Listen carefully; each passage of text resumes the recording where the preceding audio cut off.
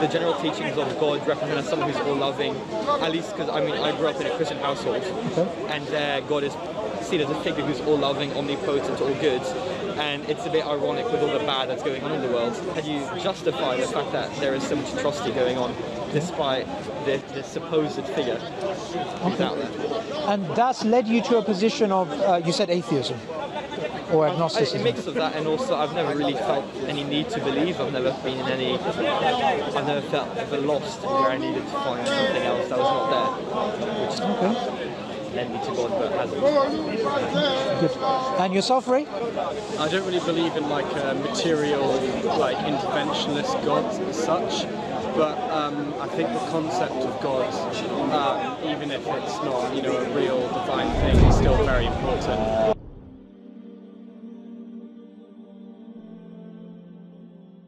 So, what was your name again? I'm Augustine. Augustine? Ray. My name is Sabul. Sabul, yeah. So Ray Augustine. I'm going to try and remember that. So, what are your idea on God? What do you believe about God? I feel like the general teachings of someone who's never really been, let's say, indoctrinated from a young age, the general teachings of God represent as someone who's all-loving, at least because, I mean, I grew up in a Christian household, and God is seen as a figure who's all-loving, omnipotent, all good, and it's a bit ironic with all the bad that's going on in the world. So how do you juxtapose, or how do you justify the fact that there is so much atrocity going on, despite this this supposed figure who's out there? And that's led you to a position of, you said atheism? Or agnosticism? A mix of that, and also I've never really felt any need to believe. I've never been in any. I've never felt ever lost where I needed to find something else that was not there, which led me to God, but hasn't. Good. And yourself, Ray? I suppose. So I don't really believe in like a material, like interventionist gods as such. But I think the concept of God, even if it's not, you know, a real divine thing, is still very important and very, you know, useful for people to believe. So personally, I don't believe that God exists. I don't believe that Jesus, because I grew up in a Christian household, that Jesus, was really as it exactly says in the Bible. But I still think there's a lot to take from religions like Christianity, like Islam. Okay. So, I mean, the first thing that you mentioned about God being loving, and then you see evil in the world and this type of thing. The thing is, if we just go with the idea that God is loving and then you see evil in the world, then there's a lot of questions like, why does suffering happen? Why does this happen? Why does that happen? But if we have, say, a concept of God in which life is a test, there's good things that happen, there's bad things that happen, and this life is not supposed to be a cosmic disco. You know, everyone's happy, everyone's jolly, and then we all, go to heaven. That you go through tests and trials, then you start, like in Islam, we believe that God created this life to be a test. So evil and good, we're tested by all the time. So everybody that you know around you, they'll have things that you don't have, and some people will not have things that you have. You will go through trials that they will not go through, and vice versa. But overall, every human being has good and bad things happening to them. Like think of who's the richest man, or who's someone that you guys look up to as a successful person. I don't really know. There's people that There's rich people, but they're not people I look up to. Okay.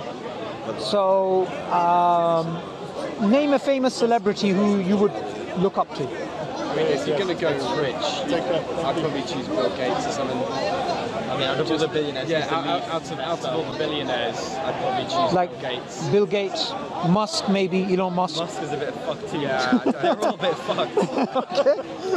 So, with these guys, they right now have reached their 60s. Well, Musk is in his 50s, but Bill Gates a lot older. And they have billions upon billions upon billions.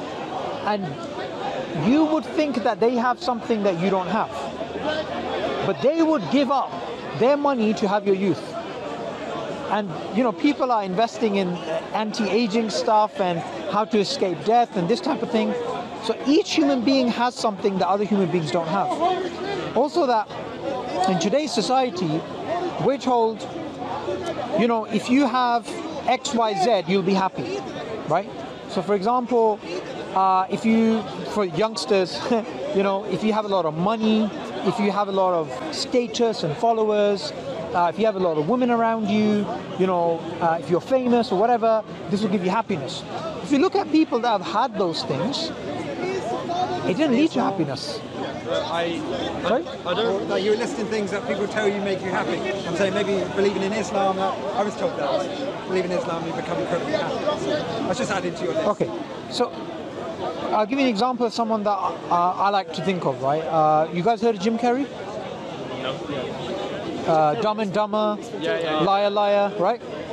So with him, what's very interesting is he was a young teenager at the time that he found fame, and then he was famous for the majority of his life. He had wealth, status, followers, everything. And now that he's a much older age, he said, I wish everybody has what I have so that they know that this is not the answer, right? So people go through life following the hedonistic dream of wanting everything, but eventually they reach that and they realize it's not as good as they thought. I'm guessing you, say the last year or so, you've got a new mobile phone, right? No. Oh, you don't? Okay. But something new that you're looking forward to having, like a car or... Not exactly my degree, perhaps. Okay, say a degree. You always have this euphoric idea of what it's going to feel like when you achieve something. But when you achieve it, is it as good as what you thought? It really depends on how much work you put into it. I feel like it depends. I feel like I if really you put agree work with the into things it, you're saying. But I feel to some extent, at least not having to worry about money is definitely a good thing. Yeah. I mean, it doesn't mean you have to be ultra rich, but enough money so that you have to worry about something is definitely good for you. Everybody's believing in Scrolling back a bit in terms of trials, you mentioned trials, that life is trials. What trials where God tests us if we're worthy of what? So, Augustus, right? Yeah. One of the things about the human condition, if you look at the people who are successful in life, people who have achieved a lot with very little. They started off with no resources and they achieved a lot. They helped a lot of people. They are not usually people that had an easy life. People that have easy lives usually are not the top achievers. They're usually the slackers. I'm sure you guys can think of some examples in your own head that if you guys had everything right now, right? You had all the income in the world, you had this, you had that. Your drive to go and study and do these types of things will slowly start to diminish. So we believe these tests and trials have many different purposes. Sometimes it's to develop you and make you remember God. Because look, imagine somebody who's a billionaire, they're sitting at the side of a beach, they have a drink, they have servants taking care of them, they have a expensive boat, they have all of these things, and they're looking out at the sea. You would think of them as very happy. But if you knew that they had cancer and they had 6 weeks to go, what happens to all of that happiness? It's a different perspective, right? So in Islam, death, disease, famine, difficulty, trials, trauma, these things, they're there to detach you from this world. Because if our lives were easy, we would forget God. We would forget why we exist. It's egotistical for a God figure who's all good to force tragedy onto people for them to start believing in God. Where is the all goodness in that if a God figure, like someone who's all good, puts this upon you? Like if someone is omnipotent, why would they have to make you suffer to be happy? So why would you need to suffer to be able to appreciate the things that you have in life? Is there not a better solution? So this is the thing that human beings would love. Human beings would love to have an easy life. They would love to be achieving the goal without the struggle. But the fact is, in everyday life, we already know that you have to go through a struggle to achieve something. Now, God says in the Quran that perhaps you love something but it's bad for you, and perhaps you hate something when it's good for you. So no one likes tests and trials and difficulties, but they are something which bring out the best in humanity. And something that you said earlier about the need of God, right? The utility of believing in God. So when we look at this life from a bird's eye point of view, 100 years ago, people like us, we were here in Speaker's Corner, having a discussion, talking about politics, religion, theology, whatever. Where are those people today? They're dead. They're finished. Now, the struggles and the pain and the happiness and the joy and the tears and the laughter in their life, it's all gone. So when you look at life from a God-centric point of view, about you have a limited time upon earth, you have times of happiness, you have times of sadness, then you start to actually understand what is the perspective on life. Why do we actually exist? Because if a human being didn't go through, like for example, the lockdown, we had the lockdown, right? How happy were you when the restrictions were lifted and you could go out, you could meet your friends? Yeah, but normally, if there was no restrictions, you would just see it as normal. You'd see it as your right to just leave the house. So the difficulty made you appreciate something you took for granted. But would the difficulty itself, would the appreciation outweigh the fact that you could have been happier during those 2 years or year of lockdown? Is that one moment where I can reunite with my friends after a year of working from home really outweigh the fact of being able to have that experience in person for the last 2 years? Yeah, that's a good question, Augustus. The assumption there is that which one of the two scenarios leads to the maximum happiness? But you keep mentioning maximum happiness as if it's a quest for humans to reach maximum happiness. But that's kind of illusion, because I agree. The amount of people who never get there, as well as also innocence and the loss of innocence of people who never even have an opportunity to access happiness. Yeah. Say, I know a Syrian refugee who drowned on the way on a crossing to Spain. Where was the fairness in that trial? Where was the happiness he was promised? So the thing is that this life, we're not promised happiness. So what's the point of life? The point of life is a test. We are here to be tested with good and evil, and the purpose of life is to have a relationship with God, to worship God. Now, it is more than, like for example, in our life, we eat, we sleep, we go to work, we do these things. In Islam, you live your life as you are, but you live it in a God-centric way. So, you know, God in mind for your actions. Sorry? With God in mind. With God in mind for your actions. At that point, where is your free will in that? If you're doing all your actions for the point of pleasing some God, how on earth is that you being your legitimate best self if you're doing it on delusion of passing this test to access what this? Yeah. So that's the so that's the paradigm shift with Islam. Islam makes it clear that it's not about you. It's about living a God-centric life. Also, submit your will. That's exactly what means submit to God. You're exactly right. So the thing is, in today's society, we are socialized and we grow up in this environment in which it's about do what you want, do what you please, what is right is what you feel. Islam gives you a different paradigm. You know, sometimes you see these images where it's like a vase, but it's actually two faces looking at each other as well. Sometimes you get these images and it's either it looks like a rabbit or it looks like a duck, right? So you have this thing called the gestalt shift, when you shift from one paradigm to another, right? Something looks totally different from another perspective. Islam gives you a different perspective on life. It's not about us and how we feel.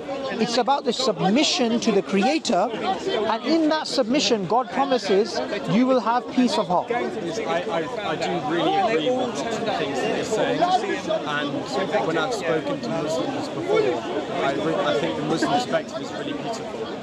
But then sometimes, after 4 years, you've got to think. sometimes I don't quite agree to the full extent. Like, what happens to the people who say fail the test? It's too much for them and they kill themselves. What happened to those? Does God's love still extend to them? What happens after the test of this life? Do they burn in hell because they did something wrong? Do they burn in hell because they did something wrong in a test? So the thing is, in Islam, we do believe in heaven and hell. We do believe in justice of God. So God is loving, He's the just, He's the good. But nobody will have any injustice done on them. That's a promise from God. So on the Innocence, right? sorry? How does innocence come into that? And loss of innocence. That if no one has injustice done to them, we all know in the world there is lots of injustice on a daily basis. No. As in on the day of judgment, there'll be no injustice. Yeah. I've got just not a debating question, but like Sure. a factual question. Is the day of judgment like the day that you die, or is there physically a point that we do not know in time in which God will judge this planet? Yeah. Very good question, Ray. So the thing is, as soon as a person dies, their afterlife begins. But the day of judgment is a period of time in the future, and what we're told about it is not just through what we believe is the Prophet Muhammad, peace be upon him, but also Jesus and other prophets that came. And there are signs towards the day of judgment. And what we're supposed to be doing is we're supposed to be living our life in the best way possible in preparation for that day. And today's society, we start to see some of the signs about the Day of Judgment which the Prophet spoke about. For example, the Prophet was asked about the Day of Judgment, when is it going to be? And he said about the barefooted Arabs, the Bedouins, these people who were, dealing with camels and sheep and these things, that they will compete with each other to build tall buildings. Now today in the Middle East, because of the boom in oil, these people who thought for thousands of years, they were just dealing with camels and herd and sheep, they are now building these tall, extravagant buildings. He also spoke about time and all these other various types of things. So we believe in this end time eschatology in prophecies, and those are signs. But the actual hour, the day of judgment, we don't know. We don't actually know. That's the first for Speaker's Corner there. But one of the things at your age, which is very important, is that a lot of people don't think about mortality, especially at your age. They don't think about death. They don't think about these things. However, even if you're a secularist, even if you're an atheist, there are huge benefits to be thinking about death, right? These people who speak about personal development and these types of things and high achievement in life and excellence, they always emphasize this, that if you live your life with the assumption of abundance of time, you actually become lethargic. So even if you're not religious, to think about death has these benefits, right? Many religious and you believe in an afterlife, what is the point of believing in death? The benefits of death is that it makes you less attached to this world. So the Prophet Muhammad, peace be upon him, said, the most intelligent people, the most wise of people are those who remember death and prepare for it. I'm paraphrasing here, but the point is that if, for example, you're living a life of hedonism, of following worldly desires, thinking about mortality, it gets you detached from that reality.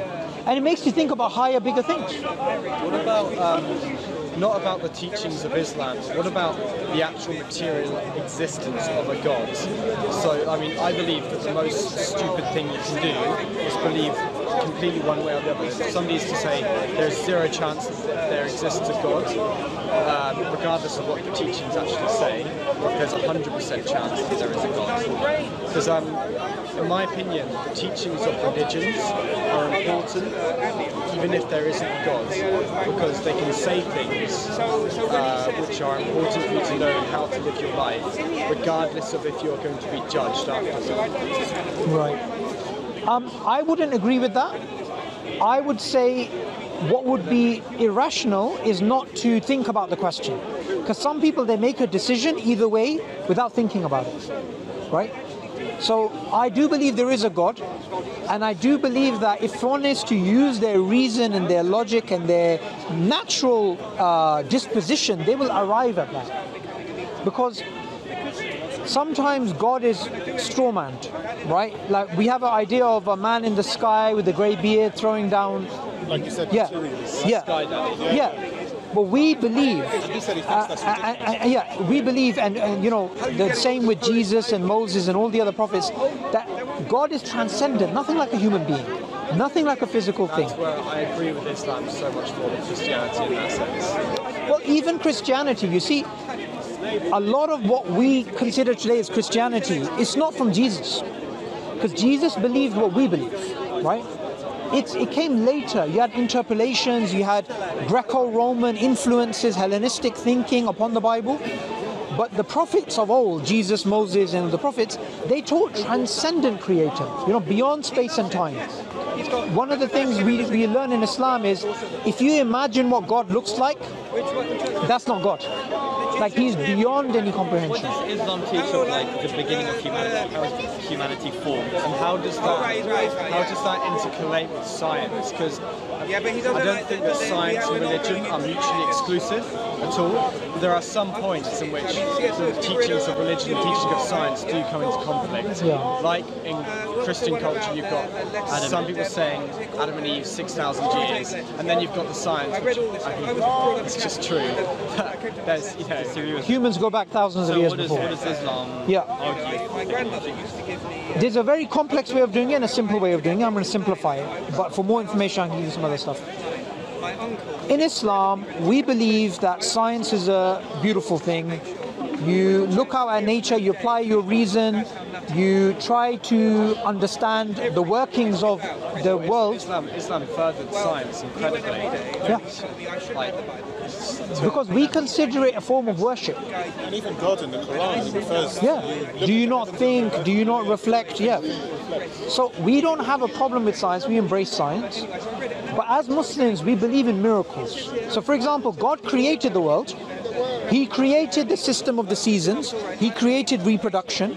He created us to be able to see and to decipher different colors and this type of thing. However, apart from then what we call natural world, which science is there, we also believe miracles are possible. It's possible for God to right now create a child ex nihilo, from like without mother and father. Why? Because God has created the system of reproduction, but you can also create it without. So we believe that Adam and Eve are miraculous creations. Adam is a miraculous creation. Some people, they think this is unscientific, but it's not. So I'll give you an example. Jesus, he is somebody that we believe was born without a father. Now, every person here has a father and a mother, right? Why is it inconceivable that God can create without a father? It's not logically incoherent. So we believe in miracles, which are exceptions, but we believe in generally science as well. If God is able to do miracles at any point, what are the ethics behind God then testing every human out there in their mortal life? Why should to appreciate life? But I'm sure that some people, despite all the horrendous conditions they go through, they never get to a stage of enlightenment where they're able to appreciate what they have. And so how does God's mission to some degree fails some people in appreciating the good that they have? Because in terms of innocence, that, I don't know, some child who's left starving in Africa. Can I add to that? So how can somebody, somebody who's had something's been done to them which is beyond their control, and that sets a path for the rest of their life, and they will do bad things in their life, but how is it was done to them as well? But do they fail the test? Yeah, very good question. Thing is, every person is judged according to the knowledge they have and the circumstances they're in. So if you're somebody who's brought up in, say, a certain part of South London, you live on an estate, there's gangs, there's drugs, there's all these issues, and there's somebody else who grows up in a suburban area, country life, they will have two different sets of tests. This person may indulge in things, that person may not, and God takes account of all of those things. So it's not the case that the person's condemned by the conditions that God created in the first place. That would be unjust. It's not like that. So each person goes through those stages. If God is able to create anything, like you mentioned in terms of the creation of humanity, how God was created reproduction and created our ability to differentiate colours, why is God unable to create a test where no suffering has to be gone through? Why is he unable to? Why is there no solution for a system when nobody has to suffer? I don't know the answer to your question. What I can say is that in Islam we are told this is what God did, and in Islam there's a big focus on asking questions, thinking, reasoning, but there's also certain points at which we are told there are no answers. So could God have conceivably created a world without suffering? Yes. Did God do that? No. Why didn't God do that? I don't have an answer for that. So in the Quran, it teaches us that, look, you use your reason, you use your mind to arrive at truth, but then why God did certain things we're not given the answers for. So when I'm asked, like for example, you've asked this question, but someone can ask, as Muslims, it's encouraged for you as a Muslim you're supposed to pray 5 times a day, right? So that's the obligation, right? Why not 6? Why not 4? Why not 3? That's the way it is. Yeah. So the thing is, in Islam, when we are talking to people about Islam, we can explain to them why we believe in God. We can explain to them why we believe in the Quran. And then we tell people why Islam is true. But then why these things exist, we'll simply say, God knows, we don't know. I've got... Do you mind if I say something? Sure, sure. Suffering thing. Have you ever been to the gym? No. Have you ever studied? Yes. Right, so when you studied for an exam, did you suffer? Yes. It was the same argument as the lockdown. If you want to better yourself, Sure. God's a bit more technically not mean. What about Shia versus Shiites? Yeah, but And all the different branches and interpretations of Islam? well, so for someone like How does that fit in together from your perspective? Sure. So the thing is, there's a difference between Islam and Christianity, that Christianity has many different schisms and Many of them political. and it started off quite early. With Islam, what you'll find is the vast majority of the Muslims are Sunni. And then the Shia are a small percentage. And in the history of Islam, they initially split from Sunniism due to a political reason. And then later on, they developed their own theology, which was different. So the good thing about the history of Islam is you will see that Sunniism is the orthodoxy that goes back, and there's no break in between the death. There's no break in between the death of the Prophet and the Muslims today. So Shiaism is an offshoot. So I'm a Sunni, but if a Shia was to say I'm right or I'm right, we wouldn't just draw our swords. I will give evidence. I will say this is why we represent pretty much the whole Muslim population. Because that falls in line with if you're given someone something, that's how God will judge you. Sorry, say that again? That falls in line with if you're giving something, that's how God will judge you. God will judge you, yeah, definitely. So the thing is, you can't just religions. Islam is not something you can understand straight away. No, sorry, you can understand it straight away, but to understand some of the deep questions you guys are asking. So the Quran, it actually goes over these things in quite some detail. It goes over suffering. That's a key theme. It goes over God consciousness, love, hope, fear, trust, all these things. And one of the things that I did, you're a teenager still, right? You're like 18, 18, yeah. One of the things that I did when I was a teenager is I was brought up in a household, and religion was something that was practiced, but it wasn't like I fully understood everything. So I got a copy of the Quran when I was a teenager, and I started to just read it and think about it. So that's the same thing I'd recommend that you do, and I'll give you this as a gift. No, that's yours. No, we've got loads of them over there. It's free. Not in Arabic anyway. No, it's all in English. And it's very easy to read. And we've got a whole bunch of them there. This isn't mine. I give these away. Yeah. Thank you very much. So, Ray, right? Your name? It'll give you a different perspective on life. Because the thing is, you're 18 now, and I guarantee you'll be 60 before you know it. Every person that you meet here that's older, like that gentleman, well, I shouldn't point, you get my point. If you ask them, do you remember what it was like when you were 15? They'll say, I remember it like it was yesterday. You know? So it's better for you to find the purpose of life in your young age than when you're old and senile and you're... What does happen to people? Sorry, I mean, only God knows. What does happen to people who do fail the test? You know, who are, I mean, most of the Muslim people I've spoken to, they've said to me that they disagree with homosexuality, but it's for God to judge, not them.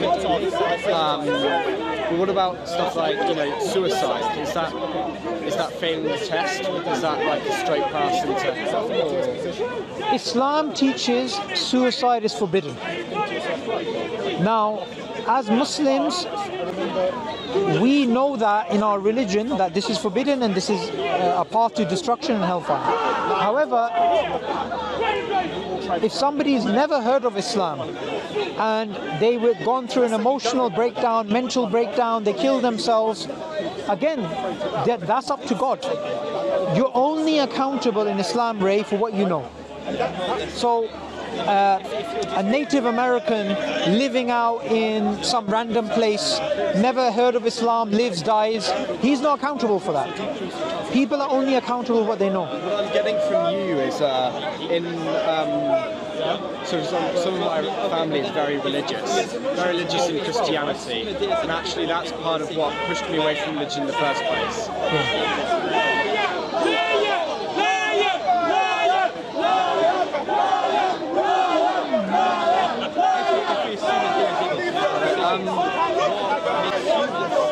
Your family's religious and that turned you away. But what I'm getting from you is that Islam is more of a forgiving religion that I've seen in the past. So, you know, when speaking to Christians, one of the epicenters of Christianity is about forgiveness in faith. If you have faith, you are forgiven. And, you know, I was told that in Islam it's not quite the same. But getting from you, God is actually more forgiving. Yeah, Based upon God will judge you and everything that you're given. Yeah. And therefore, you know, there's a bit more, I mean, not leeway, but, you know, there is. And that's a common misconception about Islam. The common misconception about Islam is that it's a very Let him run his mouth. Who is this guy, bro? Why do you want to pick up and leave? Huh? You guys mad, bro. That's all right. You are nuts, mate. You all got Many people say he is crying. He wasn't crying. People saw him. And you're lying. Why are you lying? It's a good time that I can, if we walk away, because this is. Rubbish. Rubbish. Nonsense. Let's move away to somewhere.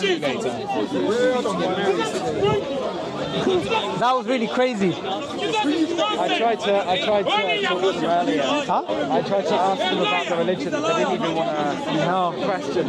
No, they don't. There's nothing there. No.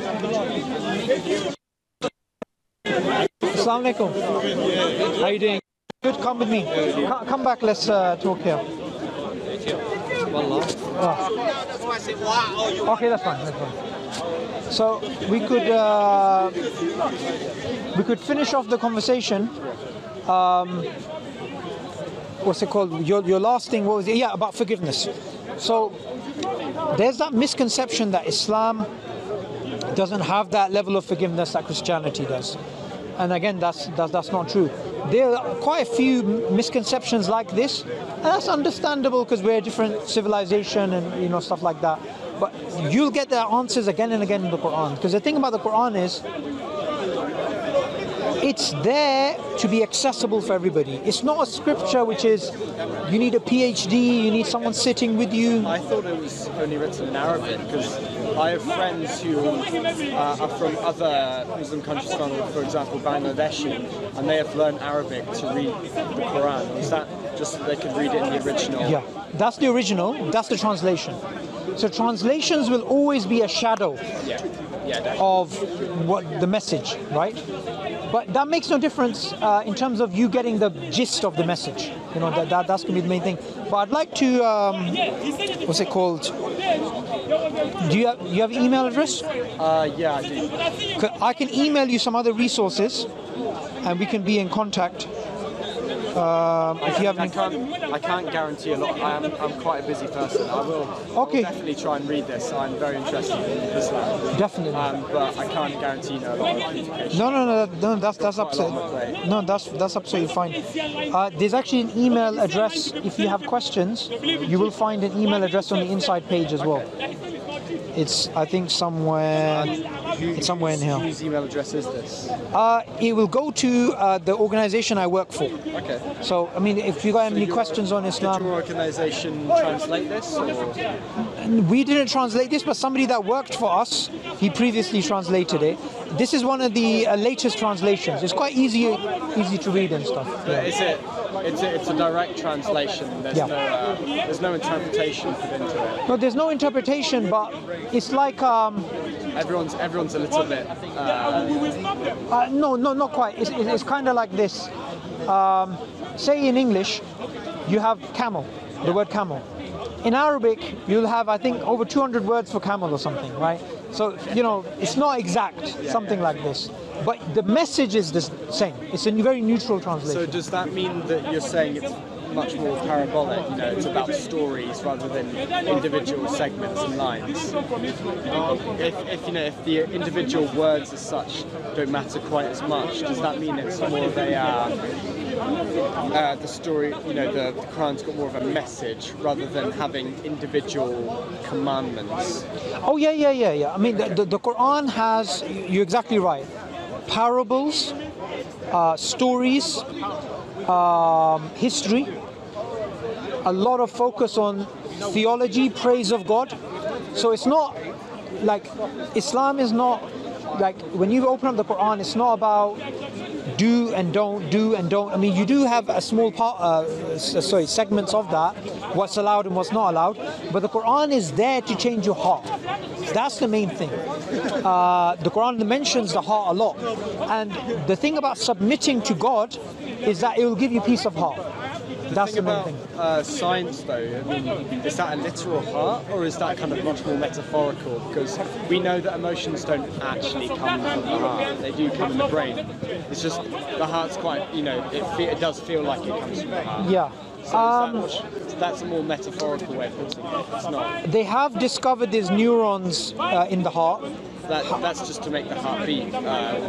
There is that, but there is also the concept of the thinking heart. For me, that's kind of irrelevant because it could be that, like you said, it's a metaphor. It could be that, no, the heart physically thinks.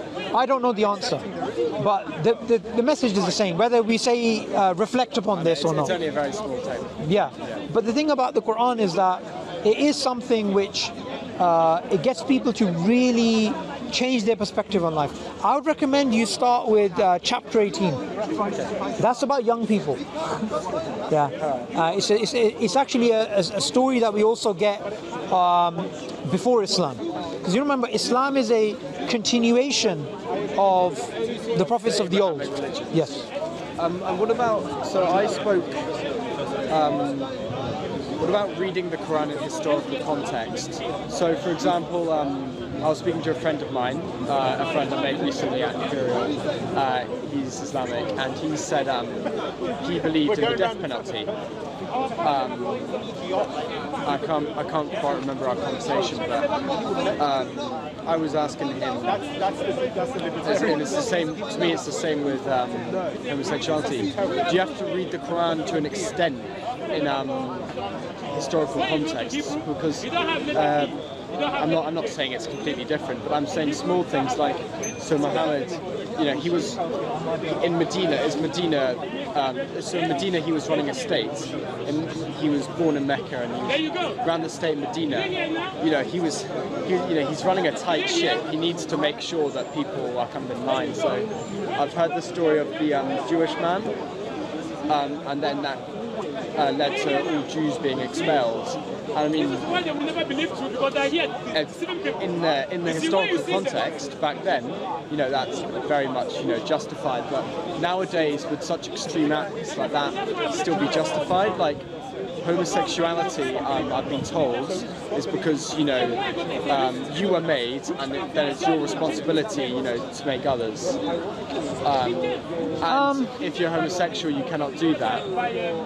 But would you not say, I mean, based upon what I've just said, unless that's, you know, wrong or I've remembered it wrong, would you not say that in these modern times, where, you know, we've got a population approaching 8 billion people on the planet, we don't need everyone to have children? You know, in someone like Medina, you definitely did. You needed to keep your population up. But you know, in a world like this, is that still necessary for you to, you know, you have to have children, or you can't be homosexual because of that? There's a few things you said there, like about you have a duty to have take care of other human beings, and reading the Quran historically. The thing is, we as Muslims believe that this is revelation from God, so the lessons and the objectives are timeless. So from that perspective, reading it historically wouldn't make sense. But there is one sense in which reading it historically in some areas, like politics, is important. So for example, that story you mentioned about the Jewish people, back then everything was based on tribes and allegiances and contracts. So there was a contract made, there was a breach, and then it was, you know, I don't remember which incident you're referring to, because there's quite a few, but this was pretty much the norm of international relations. So anybody that studies, say, political science today, we have states and we have nation states today, and then we have the United Nations, we have international organizations, human rights organizations and whatnot. So you have a functioning international system. In the past, we had what Hobbes would refer to as a state of anarchy. You would have states, no demarcated borders, and you would have whoever has the power, they can invade the foreign state and do these types of things. So the political aspect, we have to look at it from that perspective. Muhammad expanded the religion, and his successors expanded the religion through conquest, and obviously that wouldn't be appropriate nowadays. And there are other means in which you can spread the message. And there's also another context to keep in mind. The Prophet, peace be upon him, said, do not fight the Ethiopians unless they fight you first. Do not fight the Turks unless they fight you first. So what's interesting is Ethiopians were not hostile. The Romans and the Persians were hostile. So there's a context. It wasn't just like all-out war against everybody. And like you said about it wouldn't be acceptable today. So today we have two main sort of schools in international relations. We have liberalism and we have realism, right? But even realists today, they would hold on to this idea that if there is threat to your state, then they can have offensive realism and invade and do these things, or defensive realism and defend themselves. So sometimes there's unfair criticism towards the political aspects of Islam in the beginning, because people are taking, but they never had this. Do you see what I mean? Yeah. But you are saying that obviously the messages don't change in historical context. You know, don't kill doesn't matter if it's now or 1,000 years ago. But some things in terms of historical events, you say the historical context very much. Yeah. Matters. So for example, if you have a Muslim country, you have a non-Muslim states like you have today, you don't do the sort of expansion that we're speaking about, because you have international treaties, you have borders, you have alliances, you have all of these types of things. In the past, those things didn't exist. However, you mentioned homosexuality. So homosexuality, you mentioned about population and stuff, like today we have lots of population and back then we didn't. Thing is, that's not the reason why it's forbidden. It's forbidden because God said it's forbidden.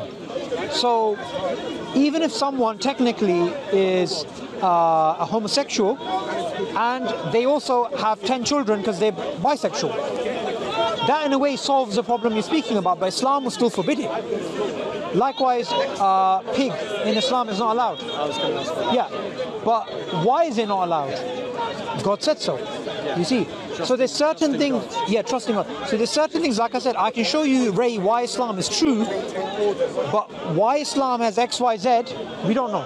We simply have to say God. The thing is, for me, reading the Quran, I still won't read it necessarily believing that there is a God who can perform such miracles. Right. That part is kind of beyond my belief.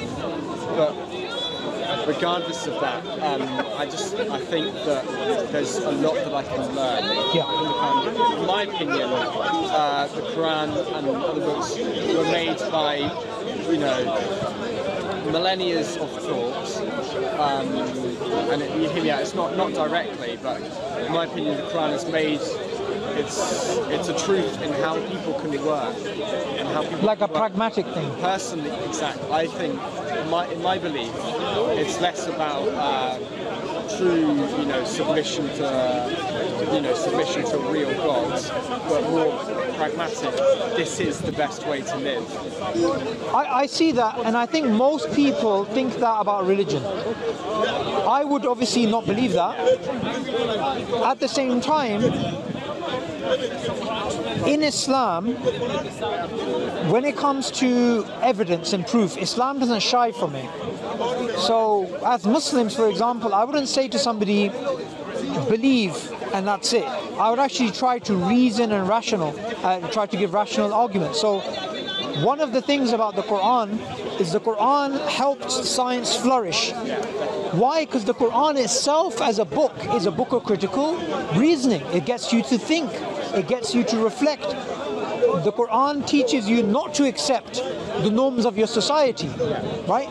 To actually think about what you're doing. And the religious tolerance of the early Islamic states as well. Baghdad being that centre of learning. Yeah. What about, last question. Sure. What about the state of, the Arab world right now? And there are some, very suppressing laws, which, very much suppress homosexuals, very much suppress women, and many other groups.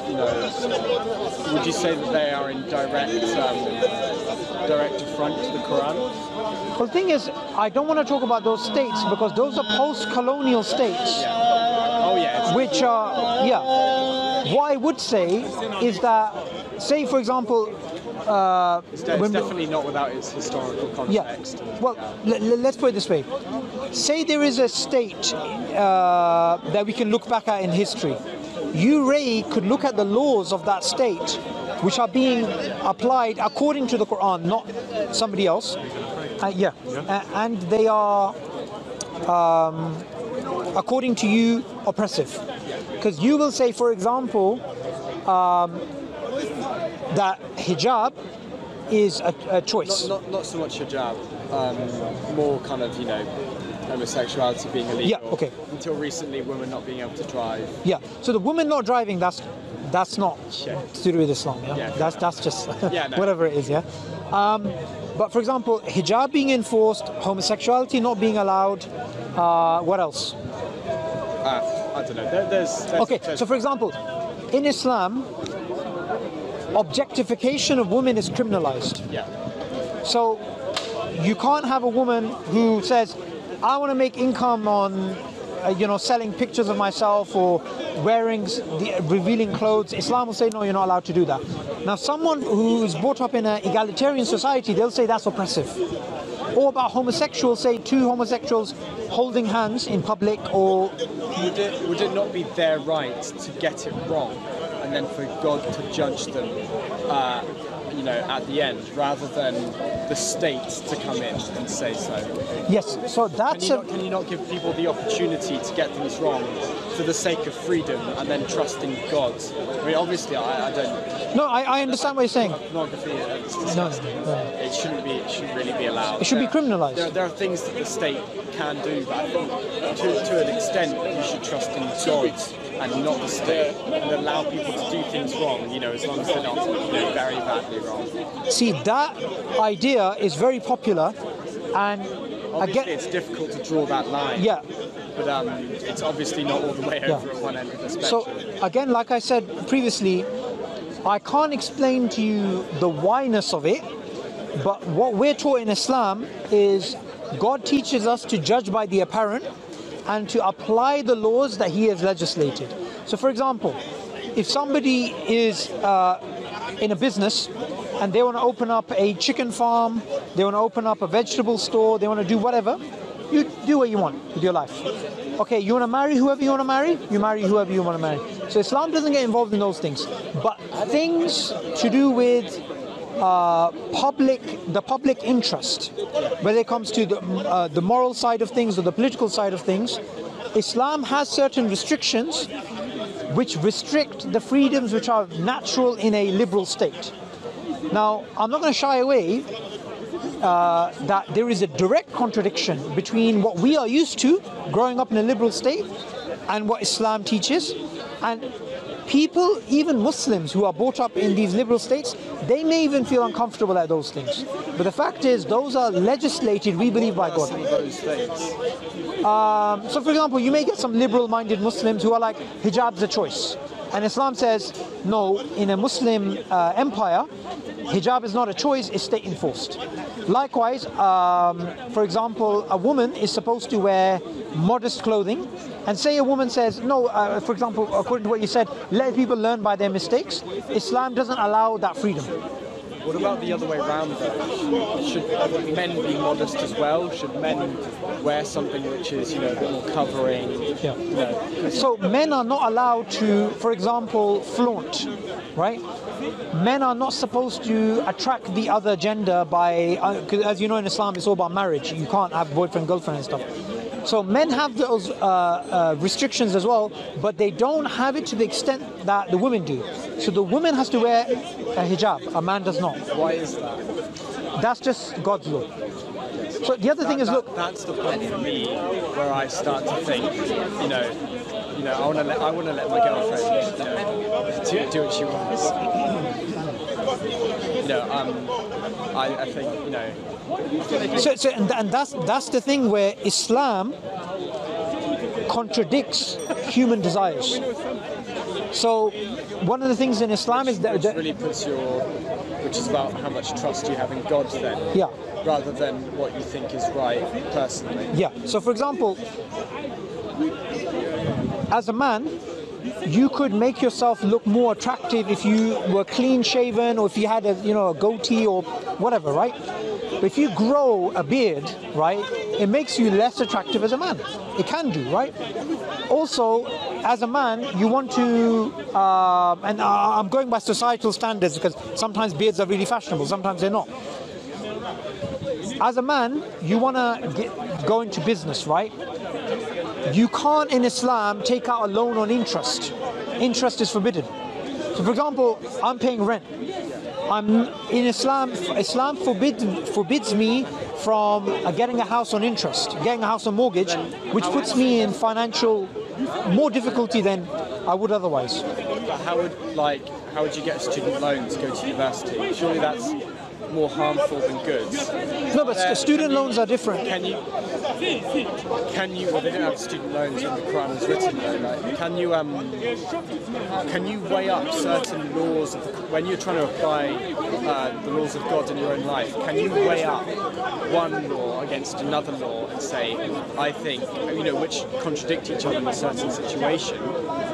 I mean, so that's where we would go to scholars.